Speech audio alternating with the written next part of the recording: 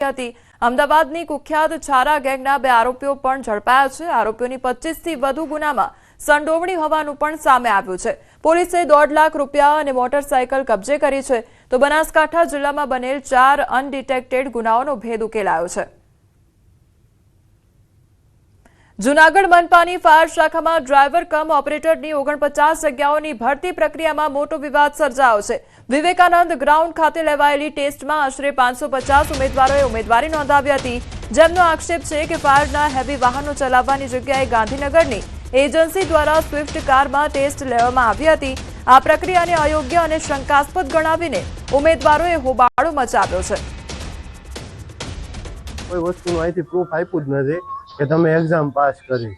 એ લોકો એવું કીધું કે તમે મેરિટ લિસ્ટ જોઈ લેજો, મેરિટમાં તમારું નામ આવી જશે। હવે આઈ થિંક અમારે નામ મેરિટમાં ન આવ્યું તો અમારે રજૂઆત કોને કરવાની? પ્રૂફ સરકારી પ્રક્રિયા છે કે સરકારી પ્રક્રિયા છે અને કોઈ જાતનું કોઈ પ્રૂફ નથી। થર્ડ પાર્ટી એજન્સી દ્વારા આ લેવાય છે અને નાની ગાડીમાં લેવાની છે।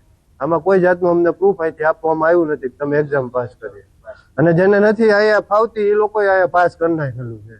હાલ સિલેબસ પ્રમાણે જે પ્રક્રિયા લખી છે તેવું કાંઈ છે જ નહીં અહીંયા। અને સરકારી ભરતીમાં ઓન કેમેરા હોવા, હરેક પર કેન્ડિડેટ ઉપર ઓન કેમેરો હોવો જરૂરી છે, જે અહીંયા નથી। અને આમાં હેવી લાયસન્સ ફરજિયાત છે। અને હાલ અત્યારે સ્વિફ્ટ ગાડીમાં ટ્રાય લેવાઈ રહી છે। કેવી રીતની ગાડીવાળી હાલે છે? અમારે સિલેબસ પ્રમાણે 100 મીટર 20 સેકન્ડમાં આગળ ગાડી ચલાવવાની છે અને 100 મીટર 30 સેકન્ડમાં પાછળ ગાડી ચલાવવાની છે। જેવું તો રિયસ તો લેવડાવતા જ નથી।